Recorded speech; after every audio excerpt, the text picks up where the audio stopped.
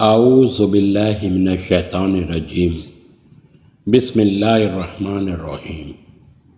خلاصہ 12ویں پارے کا۔ اس پارے کا آغاز سورہ ہود سے ہوتا ہے۔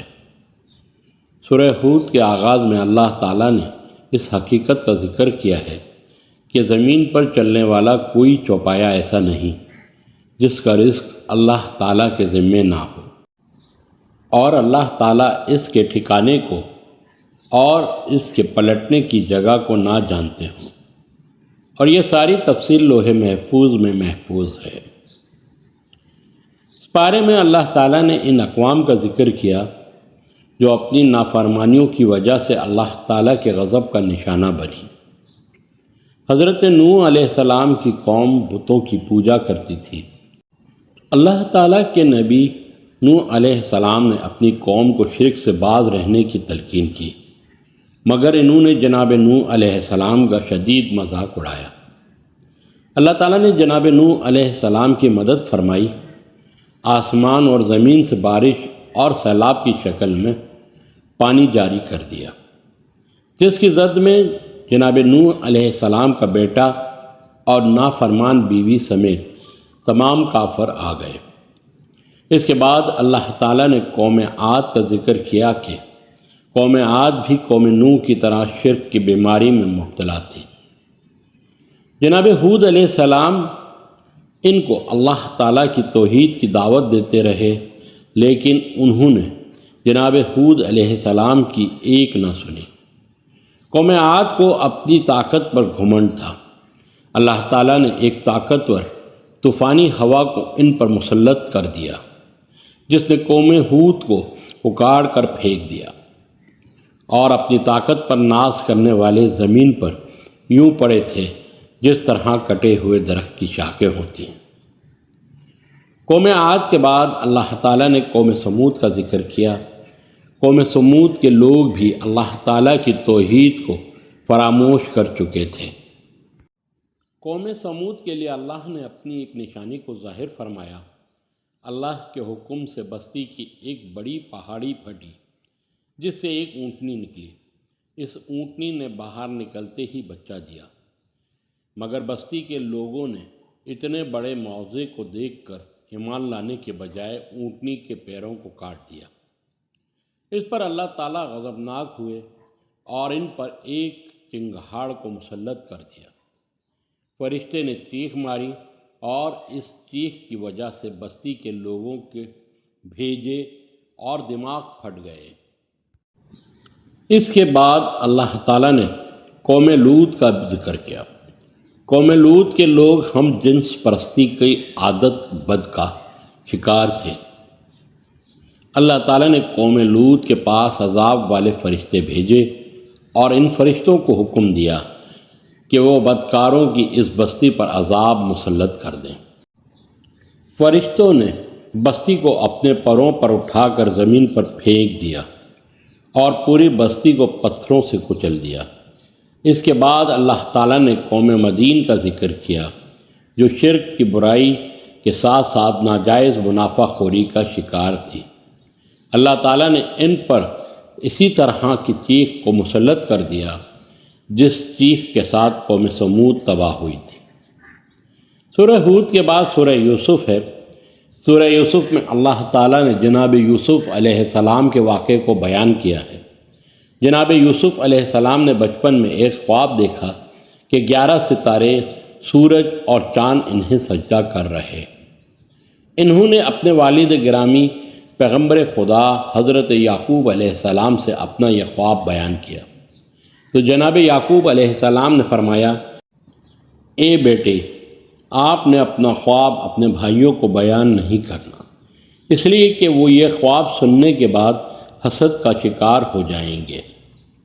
ادھر یہ معاملہ ہو رہا تھا، ادھر جناب یوسف علیہ السلام کے سوتیلے بھائی آپس میں مشورہ کر رہے تھے کہ ہم جوان ہیں لیکن بابا یعقوب جناب یوسف ہی سے پیار کرتے ہیں، کیوں نہ کسی بہانے سے بھائی یوسف کو بابا سے علیحدہ کر دیا جائے تاکہ ہم ان کے منظور نظر بن سکیں۔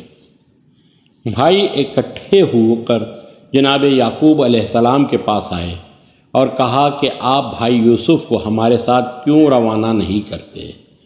وہ ہمارے ساتھ جنگل کی طرف جائیں اور ہم ان کے ساتھ کھیلیں۔ جناب یعقوب علیہ السلام نے کہا کہ مجھے ڈر ہے کہیں تم اپنے کاموں میں مصروف ہو جاؤ اور کوئی بھیڑیا اس کو نہ کھا جائے۔ بھائیوں نے کہا کہ بابا ہم جوان ہیں اور یہ کیسے ممکن ہے کہ ہمارے ہوتے ہوئے کوئی بھیڑیا ہمارے بھائی کو کھا جائے؟ جناب یعقوب علیہ السلام نے ان یقین دہانیوں پر جناب یوسف علیہ السلام کو اپنے بیٹوں کے ساتھ روانہ کر دیا۔ جناب یوسف علیہ السلام کے بھائیوں نے جناب یوسف کو ایک کنویں میں پھینک دیا اور رات کے وقت روتے ہوئے جناب یعقوب علیہ السلام کے پاس آ گئے کہ بھیڑیا یوسف علیہ السلام کو کھا گیا ہے۔ اس پر جناب یعقوب علیہ السلام نے کہا کہ میں صبر کروں گا، اللہ کو پتہ ہے کہ حقیقت کیا ہے۔ جناب یوسف علیہ السلام جس کنویں میں موجود تھے وہاں سے ایک قافلے والوں کا ذکر ہوا۔ انہوں نے پانی نکالنے کے لیے کنویں میں ڈول ڈالا۔ جناب یوسف علیہ السلام ڈول سے لٹک کر کنویں سے باہر نکل آئے۔ اہل قافلہ مصر جا رہے تھے۔ انہوں نے جناب یوسف علیہ السلام کو مصر کے ایک بڑے گھرانے میں فروخت کر دیا۔ جناب یوسف علیہ السلام کی خوبصورتی اور وجاہت کو دیکھ کر اس گھر کے مالک جو عزیز مصر تھا نے اپنی اہلیہ کو کہا کہ جناب یوسف علیہ السلام کو اپنا بیٹا بنا لیں گے، امید ہے کہ یہ ہمیں فائدہ پہنچائیں گے۔ جناب یوسف علیہ السلام جب جوان ہوئے تو گھر کی مالکن ان پر بری نظر رکھنے لگی، اور ایک دن اس نے ان کو برائی کی دعوت دی جس کو جناب یوسف علیہ السلام نے ٹھکرا دیا۔ اس عورت نے جناب یوسف علیہ السلام پر برائی کا الزام لگا دیا، لیکن اللہ نے محل میں ایک بچے کو قوت گویائی عطا کر کے جناب یوسف علیہ السلام کو اس الزام سے بری کرا دیا۔ عزیز مصر کی بیوی فتنے کا شکار تھی۔ اس نے جناب یوسف علیہ السلام کو مصر کی دیگر عورتوں سے مل کر فتنے کا نشانہ بنانا چاہا، تو جناب یوسف علیہ السلام نے اللہ تعالیٰ کی بارگاہ میں دعا مانگی کہ یا اللہ مجھے برائی سے بچا کر جیل میں پہنچا دے۔ اللہ نے حضرت یوسف علیہ السلام کی دعا کو قبول فرما کر ان کو جیل میں پہنچا دیا۔ جیل میں آپ کی ملاقات دو قیدیوں سے ہوئی۔ ان دونوں قیدیوں نے اپنے خواب حضرت یوسف علیہ السلام کو بتلائے۔ ایک قیدی نے خواب دیکھا کہ وہ انگور کو نچوڑ رہا ہے، جبکہ دوسرے قیدی کو خواب آیا کہ اس کے سر پر روٹیاں ہیں جن سے پرندے کھانا کھا رہے ہیں۔ حضرت یوسف علیہ السلام نے پہلے تو قیدیوں کو توحید کی دعوت دی اور اس کے بعد فرمایا کہ ایک آدمی بادشاہ کا ساقی بنے گا جبکہ دوسرے کو پھانسی ہو جائے گی۔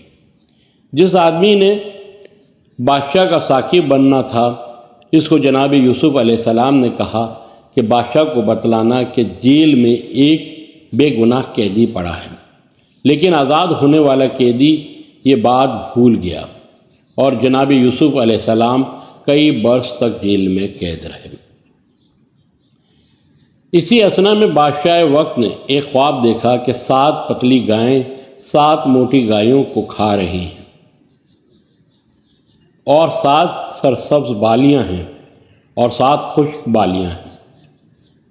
اس پر بادشاہ کے ساقی کو جناب یوسف علیہ السلام کی یاد آئی۔ اس نے کہا بادشاہ سلامت جیل خانے میں ایک بہت بڑا عالم فاضل قیدی ہے جو اس کی صحیح تعبیر بتلا سکتا ہے۔ جناب یوسف علیہ السلام سے جب تعبیر پوچھی گئی تو انہوں نے کہا کہ آنے والے 7 سال قحط سالی کے ہوں گے اور اس کے بعد خوشحالی اور ہریالی ہوگی۔ جناب یوسف علیہ السلام کی تعبیر سننے کے بعد بادشاہ نے کہا کہ انہیں جیل سے بلایا جائے۔ جناب یوسف علیہ السلام نے کہا کہ جب تک میری اعلانیہ بے گناہی ثابت نہیں ہوگی میں جیل سے نہیں نکلوں گا۔ جناب یوسف علیہ السلام کے مطالبے پر عزیز مصر کی بیوی نے برملا جناب یوسف علیہ السلام کو پاک دامن قرار دیا، جس کے بعد جناب یوسف علیہ السلام جیل سے باہر آنے پر آمادہ ہو گئے۔ جناب یوسف علیہ السلام کا باقی واقعہ 13ویں پارے میں بیان ہے۔ اللہ رب العزت سے دعا ہے کہ وہ ہمیں قرآن مجید سمجھنے، سمجھانے، سیکھنے اور سکھانے اور اس پر عمل کرنے کی توفیق عطا فرمائے۔ اسی کے ساتھ اجازت دیجیے ڈاکٹر سید نوید عبید اللہ کو۔ السلام علیکم ورحمۃ اللہ وبرکاتہ۔ اللہ رب العزت سے دعا ہے کہ قرآن اور حدیث پر چلتے ہوئے فرقہ واریت کی لعنت سے باہر نکلنے کی توفیق عطا فرمائے، آمین یا رب العالمین۔ السلام علیکم ورحمۃ اللہ وبرکاتہ۔